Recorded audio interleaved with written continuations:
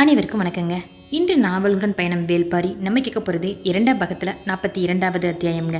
கடைசியாக 10 அத்தியாயத்தில் என்ன கேட்டோம் அப்படின்னா, நம்ம பாரி அந்த குத்துக்கள் புடவை நோக்கி ஓடி வந்தார் இல்லையா, அப்போ என்ன சத்தம் கேட்டுச்சு, ஒரு அழுகுரல் பறவையின் ஓசை கேட்டுச்சு. அது மீண்டும் மீண்டும் கத்துனதுனால அவருக்கு சந்தேகம் வந்துச்சு, அங்கே என்ன தான் நடக்கு அப்படின்னு குழம்பிட்டு இருக்கும்போதே பார்த்திங்கன்னா வலப்புற காட்டிலிருந்து ஒரு சத்தம் வருது. அதாவது உயிர் போகக்கூடிய அளவில் ஒரு மனிதன் கத்தும் ஓசை கேட்டுச்சு. நம்ம ஓடி வந்துட்டு இருந்த நம்ம பாரி 2 புறமும் வந்த ஓசையை கேட்டு அப்படியே நின்னாரு. அழுகுரல் பறவையின் குரலை விட அந்த மனித குரலின் ஓசை ரொம்ப கேட்டதுனால எங்கே போகிறது அப்படின்னு தெரியாமல் அதே இடத்துல நின்றுட்டு இருந்ததோட அந்த அத்தியாயம் முடிவடைந்ததுங்க. இனி என்னெல்லாம் நடந்தது அப்படிங்கிறத இனி வரும் அத்தியாயங்களில் தொடர்ந்து கேட்குறதுக்கு முன்னாடி என்னுடைய சேனலை சப்ஸ்கிரைப் பண்ண மறந்துடாதீங்க. நான் கதை சொல்கிற விதம் உங்களுக்கு பிடிச்சிருந்துச்சி அப்படின்னா லைக் பண்ணவும் மறந்துடாதீங்க. சரி வாங்க, இப்போ நம்ம கதைக்குள்ளே போகலாம். அந்த எலிவால் முகட்டின் செங்குத்தான ஏற்றத்தில் அப்படியே விரைஞ்சி வேகமாக போயிட்டு இருந்த நம்ம பாரியோடைய கால் அந்த வேட்டை விலங்கின் காலடியை போல் மண்ணில் கால் பதியாமல் அந்த இடத்துல கொஞ்சம் நின்று கேட்டுட்ருக்காரு. எவ்வியூரில் புறப்பட்டதுலேருந்து அப்படியே கற்றுத்தர்றதில் மட்டும்தானே கவனமாக இருந்தார் பாரி. அதாவது பசங்களுக்கு மாணவர்கள் எவ்வளவு முயன்றும் அவரை வேகம் கொள்ள செய்ய முடியலை. எரிவண்டை கூண்டு இருக்குல்ல, அதை கல்லை விட்டு எரிஞ்சாங்க. அதுக்கப்புறம் தானே வேகத்தை அதிகப்படுத்தினாங்க. பாரியாக இருந்தாலும் சரி, மாணவர்களாக இருந்தாலும் சரி. கருங்கொண்ட வல்லூர் கொண்டு அதனை என்ன பண்ணிட்டாரு நம்ம பாரி, அந்த எரிவண்டு இருக்குல்ல, அது எல்லாத்தையும் விரட்ட வச்சுட்டாரு. அதன் பின்னாடி அழுகுரல் பறவையின் குரல் கேட்டு ஏதோ ஆபத்து அப்படின்னு உணர்ந்துட்டு இருக்காரு. ஆனால் இப்போது அந்த ஆபத்து என்ன அப்படின்னு கண்ணெதிர பார்த்துட்டாரு. தேக்கன் அடித்து தூக்கி வீசப்பட்டதை பார்த்து அந்த கணத்தை நம்பவே முடியலையாங்க நம்ம பாரிக்கு. அவர்களின் தாக்குதல் வேகத்தில் மாணவர்கள் அப்படிலாம் காற்றில் பறந்துட்டு இருந்திருக்காங்க. பெருங்கூடைகளில் எதையோ தூக்கி கொண்டு பரம்பின் காடுகளுக்குள்ளே யாரோ ஓடிட்டு இருக்காங்க. கண் பார்ப்பதை நம்ப முடியாத கணத்தில் கால்களின் வேகம் அப்படி கட்டுக்கடங்காமல் இருக்குங்க. அடர் காட்டுக்குள்ளே மனித குரல் கேட்டுச்சு இல்லையா, அப்போ பாரியின் ஐயம் தீர்ந்துச்சு. இரத்த சிலந்தி இருக்கும் இந்த காட்டுக்குள்ளே தேக்கன் மட்டும் கிடையாது, பரம்பு மக்கள் யாருமே போக மாட்டாங்க. அதற்குள்ள மனிதர் குரல் கேட்குது அப்படின்னா வெளியிலிருந்து எவனோ உள்ளே போயிருக்கான். வந்தவன் ஒருவனாக இருந்தால் தேக்கன் நம்ம அழைச்சிட்டு வர மாணவர்களை அனுப்பியிருக்க மாட்டார். அவங்க பல பேராக தான் இருக்கணும் அப்படின்னு நினச்சிக்கிட்டு அவர் இப்போ எங்கே போயிருக்காருங்க நின்றுட்டு இருந்தவர் அப்படின்னா, குத்துக்கள் பறவையில் அந்த பறவைகள் சத்தம் கேட்டுச்சுல அங்கே தான் போகிறாரு. மனித சத்தம் கேட்ட இடத்துக்கு போகலை. கருஞ்சுரக்காயை எடுத்த பின் அங்கே நின்றுட்டு இருந்தார் இல்லையா நம்ம தேக்கன், ஆதிமலையின் முகட்டுக்கு போயிடுறாரு. அடர் காட்டுக்குள்ளே மாட்டியிருக்கும் எதிரிகள் எப்படியும் இந்த திசையில் தான் வெளிவரணும். வெளியேறிய கணத்தில் மாணவர்கள் அவர்களின் முகம் பார்த்து கவன் எறியணும் அப்படின்னு சொல்லிட்டு ஈட்டியை இறுக பிடிக்க ஆயத்தமாக இருக்காரு. ஆனால் தேக்கனின் அதிர்ச்சி அவர்கள் வெறி வந்த கணத்திலேயே தொடங்குதுங்க. என்ன அப்படின்னா, ஒருவனை தவிர மற்ற 4 காட்டை விட்டு வெளியே வர்றாங்க. அவர் என்ன சொன்னார், ஒருத்தன் எப்படி இறந்துருவான், மீதம் இருக்கிற 4 பேரில் அந்த சிலந்தி காட்டுக்குள்ளேருந்து தப்பிச்சு உயிரோடு வர முடியாது, எப்படியே 2 பேர் இறந்துருவாங்க, 2 பேர் தான் வருவான், நம்ம அடித்து கொண்டுடலாம் அப்படின்னு தானே அவர் நினச்சாரு. அப்படிலாம் இல்லை, 4 பேருமே வர்றாங்க. காட்டை விட்டு வெளியேறிய கணத்தில் தாக்குதலை சந்திக்க வேண்டியிருக்கும் அப்படிங்கிற எதிர்பார்ப்போடு அந்த காலம்படும் நினச்சிட்டு இருக்கார் இல்லையா. தேக்கன் ஈட்டி எறியும் முன் தனது வலைத்தடியை அப்படி சுழற்றுறாரு காலம்பன். கண்ணிமைக்கும் நேரத்தில் அது தேக்கனின் கழுத்துக்கு வந்துருச்சுங்க. கவனமாக அதை தட்டி விட்டு விலகிடுறாரு.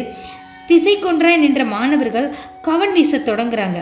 அந்த காட்சி தொலைவில் ஓடி வந்த பாரியின் பார்வையில் முதல்ல படுது. என்னடா அங்கே நடக்குது அப்படிங்கிற மாதிரி.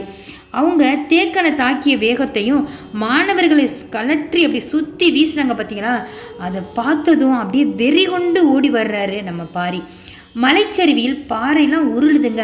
மடுவன் வீசிய கவன்லேருந்து பறந்த அந்த கருஞ்சுரைக்காய் ஒருத்தனின் முகத்தில் அடித்து தெரித்த கணத்தில் தான் அந்த இடத்தை அவங்க சூறையாடினாங்க. அடிபட்டவன் முகத்தை மூடியபடி கதறிக்கிட்டு பாறையின் மேலே மோதி அப்படியே கீழே உருண்டு விழுகிறாரு. பரம்பு நாட்டின் ஆசான், பகிரியை வேட்டையாடிய பெருவீரன், எத்தனையோ மாணவர்களை காடறிய அழைத்து சென்ற மாவீரன், தனி ஒருவனாக எந்த விலங்கினையும் வீழ்த்தும் ஆற்றல் கொண்ட நம்ம தேக்கன் தனது முழு ஆற்றலையும் திரட்டி மோதிட்டு இருந்தார். ஆனால் அவருடைய ஆற்றல் முழுவதும் தற்காத்து கொள்ளவே போதுமானதாக இருந்துச்சுங்க, தன்னை காப்பாற்றிக்கிறணும் அப்படிங்கிற மாதிரி. சூழப்பட்ட எதிரிகளின் வலிமை ஒப்பிட முடியாத அளவுக்கு இருந்திருக்கு. அவ்வளோ வலிமையாக இருந்திருக்காங்க அவங்க. அவர்களின் தாக்குதலை உள்வாங்கினபடி மனம் அவர்களின் திறனை அப்படியே கவனிச்சுக்கிட்டே இருந்திருக்கு. ஆனால் உடலோ தூக்கி வீசப்பட்டுக்கிட்டே இருந்துச்சு. என்னடா இப்படி ஆள்களாக இருக்காங்க, நம்மளை இப்படி பந்தாடுறாங்க அப்படிங்கிற மாதிரி எண்ணம். பாரி என்ன பண்ணார் அப்படின்னா, இடமிருந்து அந்த பக்கம் வெளியே வந்து ஒரு கருவிழி ஒழுகி துடித்து கதறி கொண்டிருந்த ஒருத்தன் முதுகில் இருந்த பெருங்கூடையை அறுத்து எடுக்கிறாங்க. அந்த மாணவர்கள்லாம் ஓடி வந்தாங்கல்ல, அவங்கெல்லாம் தேவவாக்கு விலங்கின் அடங்காத கத்தலும் தூக்கி வீசப்பட்ட மாணவர்களின் வேதனை குரலும் கருவிழி கலங்கியவனின் கதறலும் எங்கும் எதிரொலிச்சுக்கிட்டே இருந்திருக்கு. அந்த ஒருத்தன் கத்திட்டு இருந்திருக்கான், அவன் கண்ணில் வந்து அது கவனம் வச்சு அடிச்சிட்டாங்க இல்லையா, அவனுடைய சத்தமும் ரொம்ப கேட்குது. ஆதிமலையின் முகட்டை கடந்த அவங்க சிறிது தொலைவு போகிறதுக்கு முன்னாடியே முகட்டின் பின்புற சுனையில் பதுங்கி இருந்து 7 பேர் அவர்களுடன் இணைஞ்சுக்கிட்டாங்கங்க. அவர்களின் ஓட்டம் மர இடுக்குகளுக்குள்ள மறைஞ்சிருந்துச்சு. தாக்குதல் முடித்ததும் வந்து சேர்ந்த பாரி கணோ நேரம் தாமதிக்காமல் துடிச்சு அந்த இடத்துல இருந்து கிளம்புறாரு. கிளம்பிய வேகத்தில் அவனை இறுக பற்றி நிறுத்த முயல்றாரு நம்ம தேக்கன். தேக்கனின் செயலுக்கு காரணம் புரியாம பாரி திகச்ச போது தேக்கனின் வாய் கொஞ்சம் முணுமுணுக்குதுங்க. என்ன சொல்றாரு அப்படின்னா, அவங்க பல பேரப்பா, நீ ஒருவனாக போக வேண்டாமே அப்படின்னு சொல்றாரு. தேக்கனின் சொல் பாரிய கொஞ்சம் நிலைக்குலைய செய்யுதுங்க. பரம்பின் ஆசானா இப்படி பேசுறது? நான் ஒருவனா? இது எனது காடு. மரமும் செடியும் கொடியும் விலங்கும் இருக்கிற இந்த காட்டில் நான் எப்படி தனியாள்னு சொல்றீங்க? பிடிச்ச கையை அப்படி உதறி தள்ளிய பாரியின் ஆவேசம் பார்க்க முடியாத பெருஞ்சினமாக இருந்துச்சுங்க. ஓடுறாரு நம்ம பாரி. காடதிர காற்றதிர கண்ணில் வெறிகொண்டு ஓடுறாரு. பரம்பு நாட்டின் தேவவாக்கு விலங்க தூக்கி கொண்டு ஆதிமலையை ஒரு கூட்டம் கடந்து விட்டதென்ற உண்மையை கொன்று புதைக்க ஓடுறாரு. எந்த விலங்கின் ஓட்டத்தையும் விஞ்சக்கூடியவர் நம்ம வேல்பாரிங்க. காட்டின் எத்தரையிலும் முழு வேகத்தோடு ஓடக்கூடிய விலங்கு எதுவுமே கிடையாது. ஒவ்வொரு விலங்குக்கும் ஓட்டம் உச்சம் கொள்ளும் இடமும் உண்டு, ஊனம் கொள்ளும் இடமும் உண்டு. எவ்வளவு வேகமாக பாய்ந்து வந்தாலும் கமரிப்புள் இருக்கும் காட்டில் வரிப்புலி காலடி எடுத்து வச்சு போய் தெரியுமா? போகவே போகாதுங்க. முக்கொற்றி கோரை முளைத்து கிடக்கும் தரையில் வேங்கை புலி கால் பதிக்காதுங்க. முசுறுப்புல் காட்டில் பாம்பு நகராதுங்க. வாட்கோரைக்குள்ள மானு ஓடாது. ஒவ்வொரு விலங்கின் ஓட்டத்துக்கும் நகர்வுக்குமான அடிப்படை முளைச்சி கிடக்கும் செடி கொடியில் இருக்குங்க. எல்லாமே எல்லா இடத்துலையும் ஓடிடும்னு சொல்ல முடியாது. பரம்பின் எந்த நிலத்திலும் எந்த புதரிலும் எந்த காட்டிலும் வேகம் குறையாமல் ஓடக்கூடியவர் யாருன்னு கேட்டிங்கன்னா அது நம்ம வேல்பாரி மட்டும்தாங்க. அவருடைய பாதத்தின் அகலமும் தோள்களின் வலிமையும் இணையற்றது. பிடரி மயிர் சிலிர்க்க ஓடும் பாரியின் ஓட்டத்தை மறிச்சு நிற்கும் உயிர் எதுவும் பரம்பு காட்டில் இதுவரைக்கும் இருந்தது கிடையாது. ஓடிட்டு இருந்த எதிரிகள் எதிர் திசை காட்டை நோக்கி ஓடாம வலப்புற சரிவை நோக்கி இறங்க தொடங்குறாங்க. யாராவது பின்தொடர்ந்து வந்தா அவர்களை திசை மாற்றவே இந்த தந்திரத்தை செஞ்சிட்டு இருக்காங்கங்க. அவங்க தங்களின் வழியை மறிச்சிட்டாங்க அப்படிங்கிறத கொஞ்ச நேரத்தில் கண்டறிஞ்சிடுறாரு நம்ம வேல்பாரி. சிவப்பு மூக்கு ஆக்காட்டி வலப்புற ஓடையின் பக்கம் நெடுநேரம் குரல் கொடுத்துட்டு இருந்திருக்கு. அவர்கள் அந்த பக்கம் திரும்புவாங்க என யாரும் எதிர்பார்க்க முடியாது. அந்த திசை நோக்கி படு வேகமாக பாரி வேகமாக ஓடிட்டு இருக்காரு. எலிவால் முகட்டில் மோதல் நடந்த போது 3 பேராக இருந்தவங்க இப்போ எப்படி எண்ணற்றவர்களாக மாறினாங்க? முகட்டோட கீழ் திசையில் என்னதான் நடக்குது அப்படின்னு இவர் யோசிக்கிறாரு. ஏன் மறைஞ்சிருக்கணும்? அப்படின்னா இன்னும் எத்தனை பேர் அப்போ மறைஞ்சிருப்பாங்க? மனதில் வினாக்கள் அடுத்தடுத்து எழுந்து கொண்டே இருக்கு. அதற்கான விடையை கண்டறிய முன்னே அடுத்த வினா வந்துடுதுங்க நம்ம பாரிக்கு. எலிவால் முகட்டை கடந்து கீழ்ப்புறம் இறங்கியவங்க அதற்குள்ளே எப்படி முகட்டின் அடிவார ஓடை அடைஞ்சாங்க? தேக்கனிடம் சில சொற்களை பேச மட்டுமே நான் நேரம் செலவிட்டேன். ஆனால் அவர்கள் அதற்குள் ஓடைக்கு போய்விட்டார்கள் அப்படின்னா அவர்களின் வேகம் நினைச்சு பார்க்க முடியாதபடி இருந்திருக்குங்க நம்ம பாரிக்கு. தேக்கனும் மாணவர்களும் இணைந்து தாக்குதல் தொடுத்த பின் வேகத்தை இன்னும் கூட்டியிருக்காங்க. என்ன கூட்டினாலும் என்ன, அவர்கள் பரம்பின் காட்டுக்குள் தானே ஓடிட்டு இருக்காங்க. பாரியின் மனம் எதிரிகளை புரிஞ்சு கொள்ளவும் அவர்களின் வேகத்தை கணிக்கவும் தனது தாக்குதலுக்கான முறையை உருவாக்கவும் முயன்றுட்டு இருந்த பொழுது அவருடைய கால்கள் ஏறக்குறைய பறந்துட்டு இருந்துச்சுங்க. கீழ்த்திசை ஓடைய அவர் அடைஞ்சிடுறாரு. காட்டோடையில் நீர் பெருகி நல்லா ஓடிட்டு இருக்கு. ஓட்டத்தின் வேகம் முழுமையாக அருந்து போயிடுது. ஓடையை அப்படி நீந்தி கடந்துட்டு இருக்காரு. அவங்க வெகு தூரத்துக்கு முன்னமே ஓடையின் மறுக்கரைக்கு போயிட்டாங்க. அது அடர் மரங்களற்ற காடுங்க. புல் மேவிய 2 குன்றுகள் இருக்கு. அங்கே ஓடுறதற்கு ஏற்ற நல்ல நிலவாகும்னு சொல்லலாம். பாரி கரையேறும் முன்னே அவர்கள் கண் பார்வையிலிருந்து மறைஞ்சிட்டாங்க. எதிரிகளின் ஆற்றல் ஓட்டத்தில் இருக்கு. அடர்ந்த மரங்களுக்கு இடையில இவ்வளவு வேகமாக ஓடக்கூடியவங்க புதர்களற்ற நிலப்பரப்பில் எவ்வளவு வேகம் போவாங்க, அப்படி தாங்க போயிட்டு இருக்காங்க. அதுவும் தங்களை பரம்பினர் கண்டறிஞ்சிட்டாங்க அப்படிங்கிறதுனால கட்டுக்கடங்காத வேகத்தில் போயிட்டு இருக்காங்க. அதனை தடுக்க என்ன வழி அப்படின்னு சிந்திச்சபடியே கரையில் அடர்ந்து கிடக்கும் காட்டு மரங்களுக்கு இடையில புகுந்து வெளியேறாரு நம்ம பாரி. வெளியேறிய இடத்துல முடிச்சிட்டு கிடந்த பெரு வேர்களை தாவி கடந்த பொழுது அவன் கண்ணில் பட்டது ஒரு செடி. சட்டன ஓட்டத்தை நிறுத்திட்டு பெரும் முடிச்சுகளை நோக்கி திரும்புறாரு நம்ம பாரி. அந்த மர வேர்களின் கீழ்ப்பக்கம் முளைச்சு கிடந்ததை பார்த்ததும் மனதின் ஆழத்துக்குள்ளேருந்து சிறு மகிழ்ச்சி வர தொடங்குதுங்க. ஏன் அப்படின்னா மர வேர்களின் இடப்புறம் ஒரு செடி இருக்கு. அந்த செடி பேர் என்ன அப்படின்னு பார்த்தீங்கன்னா அணுவள்ளி பூண்டுங்க. சற்று கொஞ்ச நேரம் அந்த இடத்துல நின்றுட்டு மூச்சு வாங்குறாரு. அதோட இலைகளை எடுத்து உண்போமா வேண்டோமா அப்படின்னு முடிவெடுக்க கொஞ்சம் தயங்குறாரு. அணுவள்ளி பூண்டின் இலை மனிதனை மூர்க்கம் கொள்ள வைக்குங்க. இரத்த ஓட்டத்தை கூட்டி வெறியேற்றும். உடலுக்குள்ள உள்ள இருக்கும் ஆற்றலின் விசையை பெருந்தீ என கிளர்த்தி விடும். அவனது சிந்தனை என்னவா இருக்குதோ அதனை நோக்கி பெரு வேகத்தில் உடலை அது ஏவுங்க.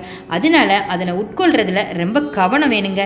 ஏற்கனவே உடலெங்கும் வெறி கிடந்த நம்ம பாரி சற்று சிந்தித்து ஒரு சில இலைகளை வாயில போட்டுக்கொள்வோம் அப்படின்னு நினைச்சு அதனுடைய ஒரு தண்டினை இழுக்கிறாரு. இழுத்தா என்னாகும், மொத்த செடியும் கையோட வந்துருச்சுங்க. எண்ணத்தின் வேகம் அப்படி இருக்குது அப்படிங்கிறத இப்பவே உணர முடியுதுல.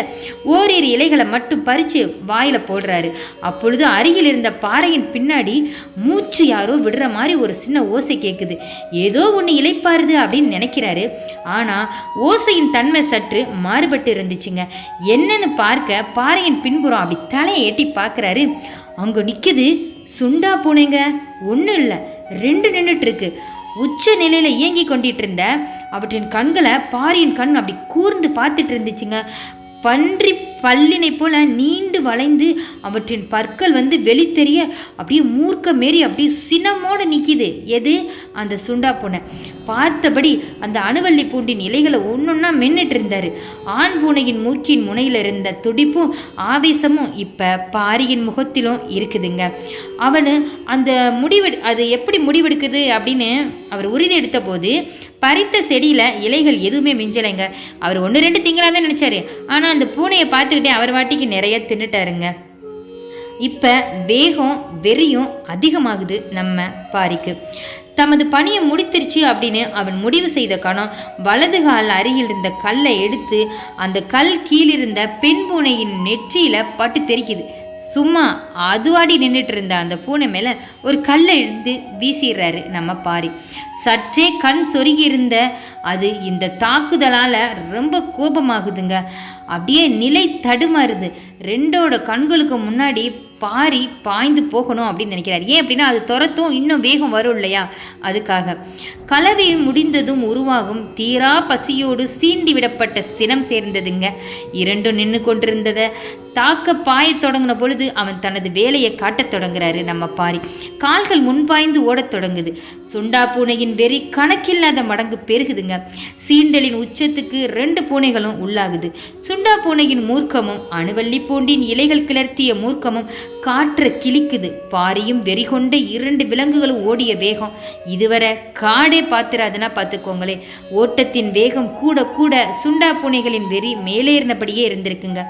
காலை பொழுதில் தொடங்கிய கலவி இந்த பொழுதுல தான் முடிவுக்கு வந்திருக்கு. உடல் மொத்தமும் இடைவிடாது இயங்கி முடிச்சதும் அடிவயிறெங்கும் பற்றி எழும் பசி நெருப்பு அதன் மூர்க்கத்தை எண்ணிலடங்காத மடங்கு அதிகப்படுத்தி இருக்குங்க.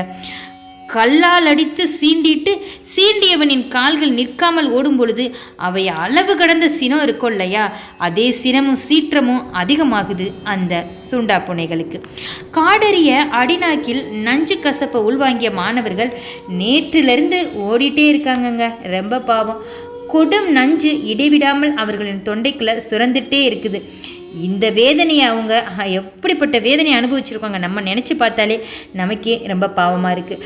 பரம்பின் ஆசானை அடித்து தூக்கி போட்டுட்டு தேவவாக்கு விலங்க தூக்கி செல்லும் வலிமை இந்த உலகில் யாருக்கு இருக்குது அப்படிங்கிறத ஏற்றுக்கொள்வதும் செத்து முடிவதும் ஒன்று தான்.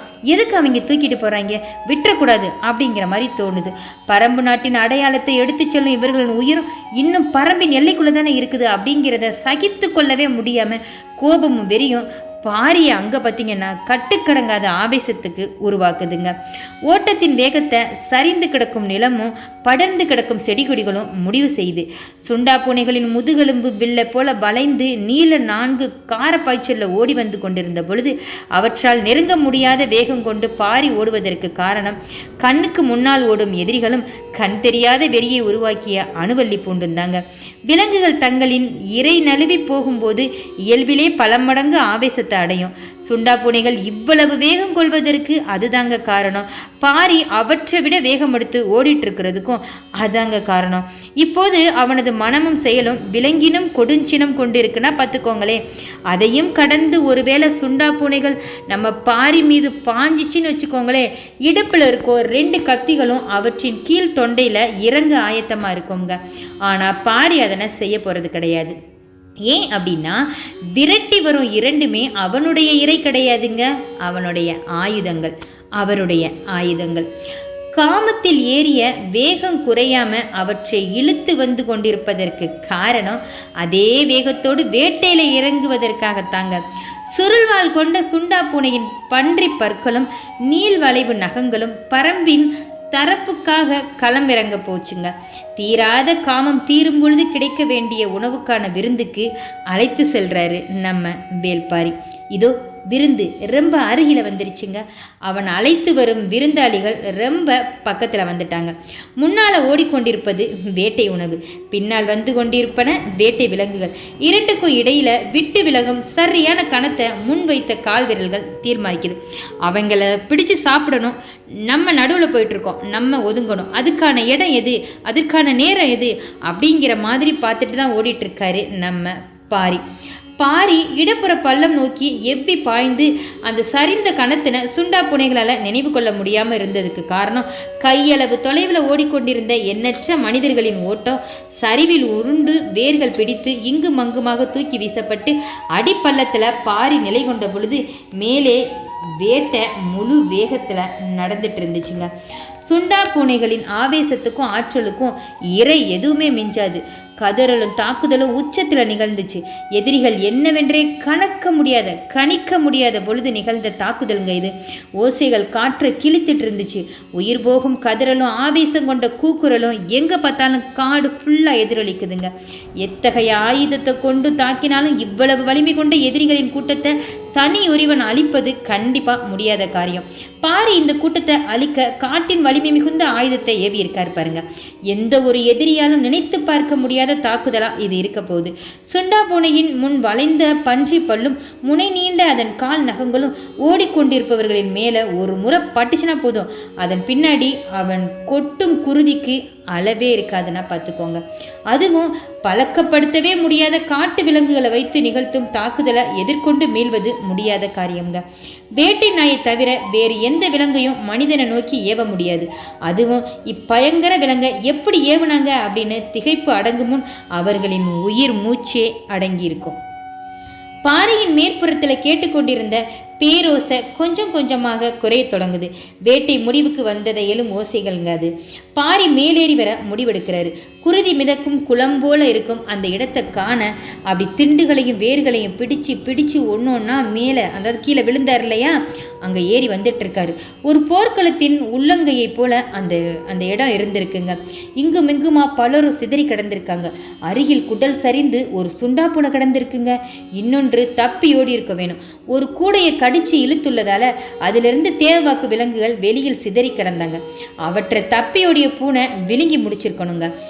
குருதிகளை விட்டு பார்வையை நகர்த்தி அடுத்த குன்றை பார்க்குறாரு பாரி. தப்பிச்ச மூவர் சற்று தொலைவில் நடுமலையின் விளிம்பை நோக்கி ஓடிட்டு இருந்திருக்காங்க. மூவரின் தோள்களிலும் கூடைகள் இருந்திருக்கு.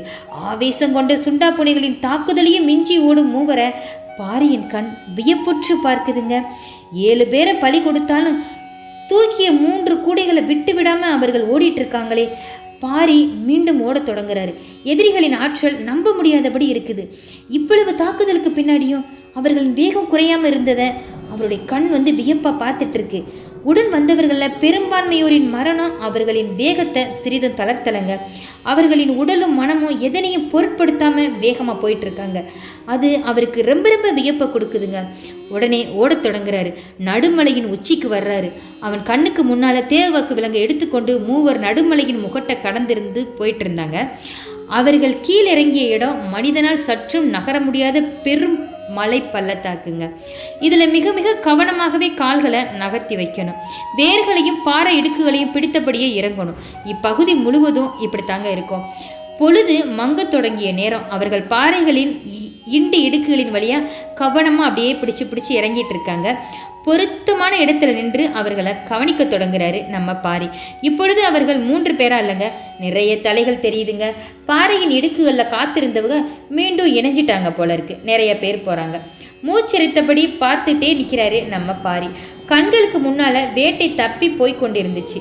சுண்டா பூனைகளை வீழ்த்தி விட்டு தப்பி போகும் மனிதர்களை அவனுடைய கண்கள் முதன்முறையா பார்க்குது வியப்போட. தாவி குதித்து அவர்களை விரட்டி செல்ல உடல் துடிக்குது. மனம் சூழலை புரிந்து கொள்ள போராடுது. அடங்காத ஆவேசத்தோடு சற்று பின்னால திரும்பி பார்க்குறாரு. அங்கே ஒரு புகை தெரியுது. அதாவது ஆதிமலையின் எலிவால் முகட்டுக்கு நேரே சென்றி புகை அப்படி மேலெழுந்து உச்சி வரை போயிட்டு இருக்குங்க. பரம்பின் ஆசான் உதவி கேட்டு புகை போட்டிருக்காரு அப்படின்னு புரியுது. ஆசான் புகை போட்டு நீண்ட நேரம் ஆகியிருக்கு போல. எதிர் திசையில் ஓடிட்டு இருந்ததுனால நம்ம கண்களுக்கு தெரியலை, இப்போதுதான் தெரியுது அப்படின்னு உணர்றாரு பாரி. அவர்களை விரட்ட தொடங்கிய உடனே சென்றி புகை போட்டுட்டாரு தேக்கன். ஆதிமலையின் 2வது 3வது குன்று பகுதிகளில் பெரும் பரப்பளவில் ஊர்களே கிடையாதுங்க. இரத்த சிலந்தி காடால மனிதர்களும் வேட்டைக்கோ மற்றவைகளுக்கோ இந்த பக்கம் வரமாட்டாங்க. அதனால புகை பார்த்து வருவதாக இருந்தால் மிக தொலைவில் இருந்து தான் வரணும். ஆனால் மேகங்கள் கீழிறங்காமல் இருந்தால்தான் புகை உச்சிக்கு போனாலும் மனிதர்களால் கண்டறிஞ்சு வர முடியும். தேக்கன் புகை போட்டு பாதி நாள் கடக்க போகுது, யாருமே வரலங்க. கடுமையான தாக்குதலுக்கு உள்ளானதால மாணவர்கள் கொடும் வேதனையில் இருந்தாங்க. அந்த இடத்துல பொழுது மறைய சிறிது நேரம் இருந்துச்சுங்க. அடுத்து என்ன செய்யலாம் அப்படின்னு புகை பார்த்து வருகிற ஆளை வச்சு தான் முடிவு செய்யணும். 2-3 திட்டங்களோடு தேக்கன் காத்துட்டு இருக்காரு. புகை போட்டுட்டு அந்த இடத்துல மடுவன் தொலைவில் கை நீட்டி காண்பிக்கிறாரு. யாரோ வருவது தெரியுது. தேக்கன் யார் வர்றா அப்படின்னு ஒத்து பார்க்குறாரு. வந்து நின்னது வேற யாரும் இல்லைங்க, வேட்டூர் பழையனும் 2 வீரர்களும். ஆதிமலையின் புலிவால் குகையில் தங்கியவன் காலை நேரம் கழித்து புறப்பட்டிருக்காரு. 2ஆம் குன்று தாண்டும் பொழுது பார்த்திருக்காரு. இரத்த சிலந்தி காட்டுப்பகுதியிலிருந்து சென்றி புகை தெரிஞ்சிருக்கு. மிக தொலைவில் புகை தெரிஞ்சிருச்சு. ஆனால் இப்பகுதி காட்டுக்குள்ள வேற யாரும் இருக்க போவதில்லை. அதனால உதவிக்கு நம்ம தான் இங்கிருந்து போகணும்னு நினைச்சு வீரர்களோடு நாள் முழுவதும் நடந்தே வந்து சேர்ந்திருக்காரு நம்ம வேட்டூர் பழையன்க. வேட்டூர் பழையனுக்கு நடந்ததை தேக்கன் ஒன்று சொல்றாரு. தாக்குதலுக்கு உள்ளான மாணவர்கள் வலியாலும் கசப்பின் கொடுமை தாங்காமலும் அங்கன துடிதுடிச்சிட்டு கிடக்காங்க. கருவிலி உருகி வலிந்தவன் உருண்டும் பெரும் பள்ளத்தில் வீழ்ந்ததுல மயக்க நிலை அடைஞ்சு அந்த எதிரி நாட்டுக்காரன் வேற கிடக்கான். வேட்டூர் பழையனுக்கு பார்க்கும் காட்சி கேட்கும் கதை எதையுமே நம்ப முடியாம இருக்குங்க. தேக்கன் விழுந்து உருண்டதுல இடுப்பின் பின்பகுதியில் பெரும் ஈக்கி குத்தி அப்படி உள்ள சொறியிட்டு இருந்துச்சு. ஈக்கியை எடுத்து விட சொல்றாரு. பழையன் கவனமா அதை பிடிச்சு வெளியே இழுக்கிறாரு. ஆவென கத்திய நம்ம தேக்கனுடைய குரல் துண்டிக்கப்பட்டதை போலவே பாதியில் ஒளியற்று நின்றுச்சு. அவர் வெளியில காட்டிக்கல தன்னுடைய வலியுங்க. அதற்கு காரணம் அப்படின்னா நம்ம மாணவர்கள்லாம் இருக்காங்க, நம்ம வழியில் காட்டிக்கூடாதையா, அதனால தான். அது மட்டும் கிடையாது, அவர் தூரத்தில் ஒரு புகையை பார்க்குறாரு.